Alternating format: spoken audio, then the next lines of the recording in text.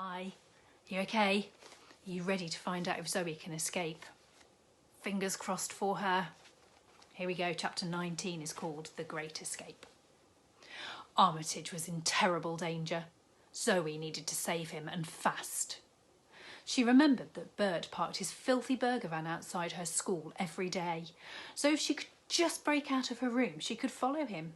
She could find out where he imprisoned the rats before they were pulverised. Zoe pondered all the different ways in which she might try to escape. 1. She could tie all her bed sheets together and try and abseil to safety. Though, as she lived on the 37th floor, she wasn't sure her sheets would get her much further down than the 24th. Chance of death? High. 2.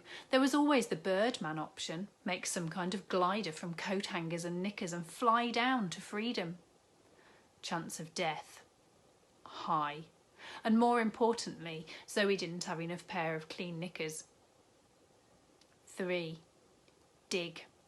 Tunnels have been a favourite method of escape for soldiers in prisoner of war camps. Chance of death? Low. The problem with 3 was that below Zoe's room was the flat of a moany old lady who, despite having the yappiest dog herself, always went on about the noise from above. She would turn Zoe into her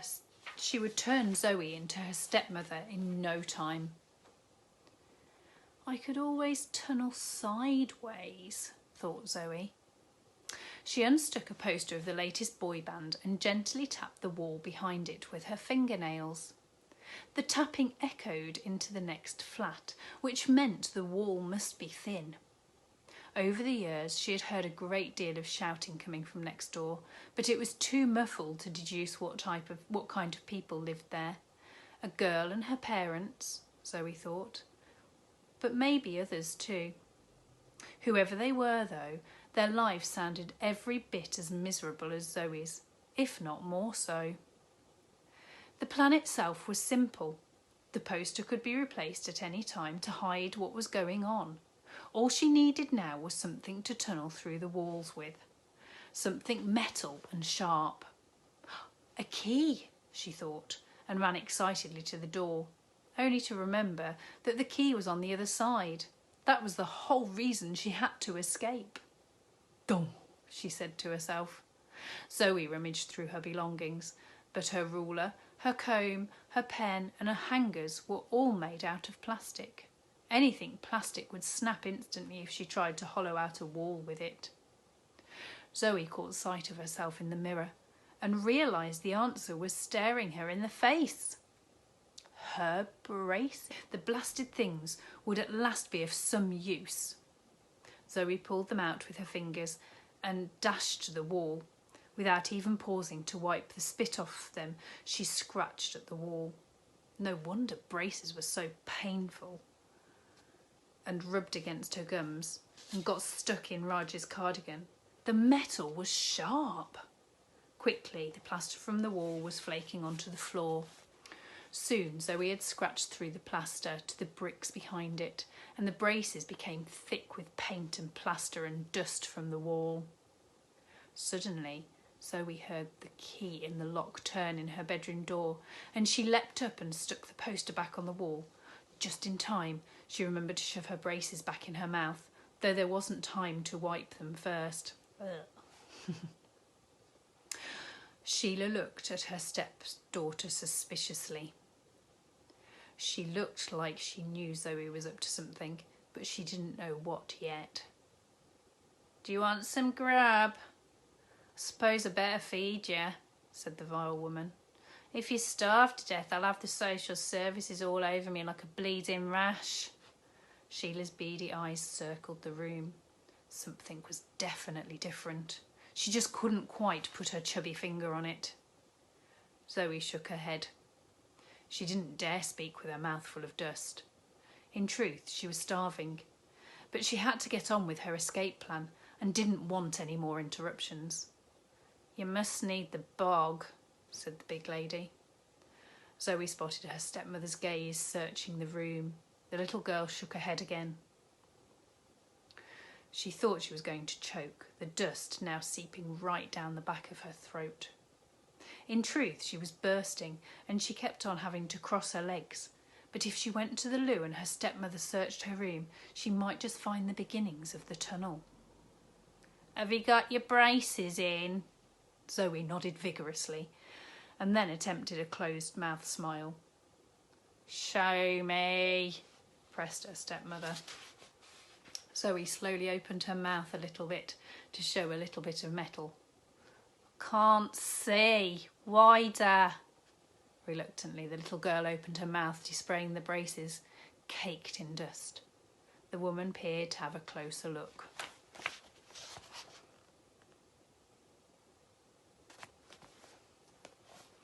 "You need to clean your teeth. They're disgusting.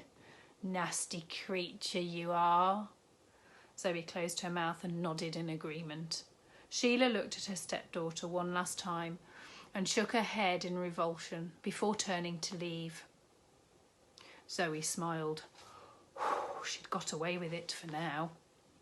She waited to hear the key turn in the door and then turned towards the wall. Her boy band poster was upside down. She prayed the one with the back to front hair would never find out she'd put the poster on upside down. He was Zoe's favourite, and they were going to get married. He just didn't know it yet. On a slightly more urgent note, thank goodness her stepmother had missed the fact that the poster was no longer the right way up. Zoe spat out her braces and wiped her dry as a desert tongue on her sleeve to try and remove the dust, then went back to work. All through the night she scratched and scratched through the wall until she finally broke through. Her braces were now a misshapen mess. She tossed them aside. So happy to be nearly there, Zoe excitedly let her fingers take over now, scratching away to make the hole bigger, crumbling bits of plaster in her hands as fast as she possibly could. Zoe wiped her eyes and peered through the hole. She had no idea what would be on the other side. Taking a closer look, she realised she could see a face she knew. It was Tina Trotz.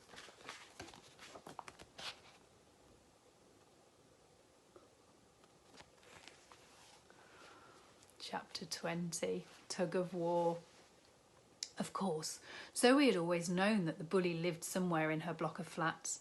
Her gang permanently occupied the adventure playground. What's more, every day Tina spat on Zoe's head from the stairwell, but Zoe had no idea the horrible girl lived this close. Then Zoe had a thought that made her feel confused. This meant it was Tina's family who shouted at each other and slammed doors more than even her own.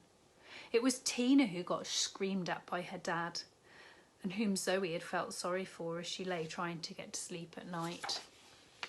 Zoe shook her head, trying to get rid of this strange new sensation of feeling sorry for Tina Trotz.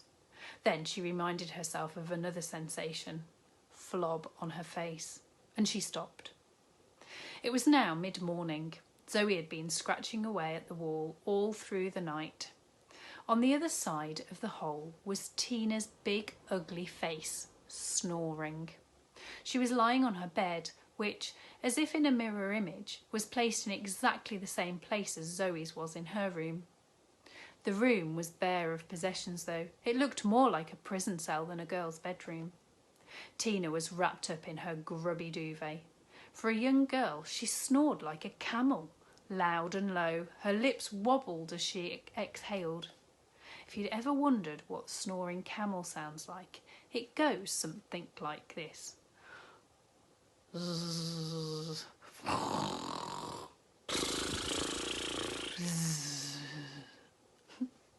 It was a school day, and Tina should be in lessons by now, but Zoe knew that most days she bunked off, and when she didn't, she came and went as she pleased. Now Zoe was face to face with her worst enemy, yet there was no turning back. Everything in Zoe's room was covered in a thick dust as a result of her excavations. As soon as her stepmother unlocked the door to come in to check up on her, it would be game over and she would never see Armitage again. Right now, though, Tina's big scary face was right on the other side of the hole.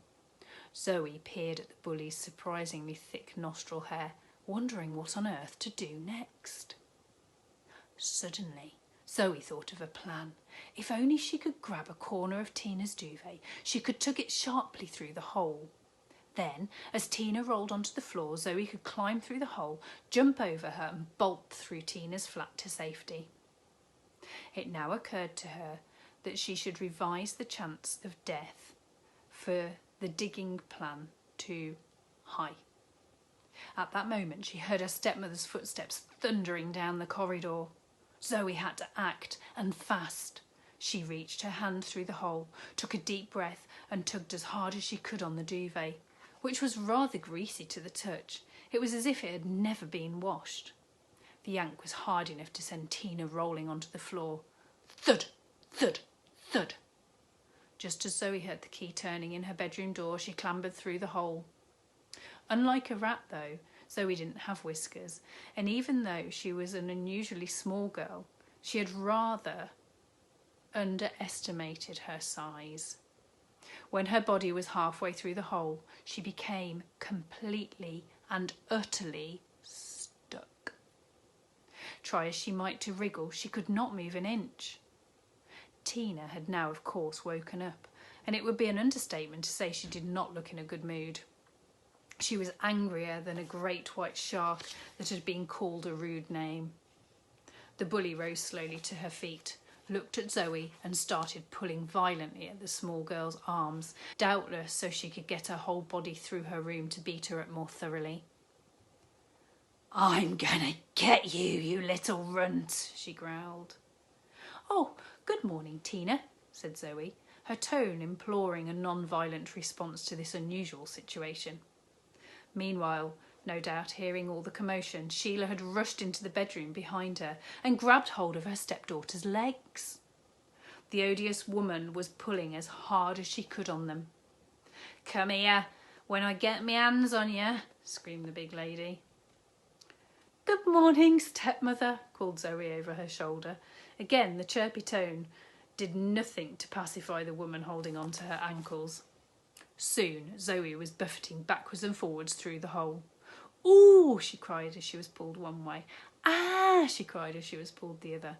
Soon it was like she was singing a rather repetitive pop song. "Ooh! Ah! Ooh! Ah! Ooh! Ah! Ooh! Ah! Ooh! Ah! Ooh! Ah! Backward and forward, backward and forward, backward and forward." Soon after that, the wall started crumbling around her as she was yanked back and forth. Tina was strong, but Zoe's stepmother had weight on her side. It was a surprisingly even tug-of-war, which, as a result, felt like it would never end. Both were pulling so hard on Zoe's limbs that as she screamed, she was aware of one positive to the situation. Whoever won, Zoe would at least be an inch taller. She felt like a particularly prized Christmas cracker. However, just like a Christmas cracker, she was sure to explode. Larger bits of plaster were now crumbling off the wall and dropping onto her head. And there you go, there's a picture of the tug-of-war. Oh, poor Zoe. "Ah!" cried Zoe. A massive crack blasted across the wall. Crack! All of a sudden, Zoe could feel the whole wall giving way. Soon it all came crashing down to the floor in a blizzard of dust. Boom! The noise was deafening, and soon all Zoe could see was white. It looked a bit like this. That's the end of the chapter. Poor Zoe. So we've got a tumble down wall, we've got a stepmother on one side, we've got Tina Trots on the other, And Zoe still hasn't rescued poor old Armitage. I really have no idea how she's going to get out of this. I hope she can run fast because I think she'll need to. Tomorrow we're on to chapter 21 and 22 and they're called Sizzling Bottom and Free Spit. I enjoyed those chapters even though they're a bit sad, and poor Zoe's not in a great place again. So tune in tomorrow and we'll find out. Hopefully it'll be a happier chapter. Take care now, enjoy the rest of your day. Bye.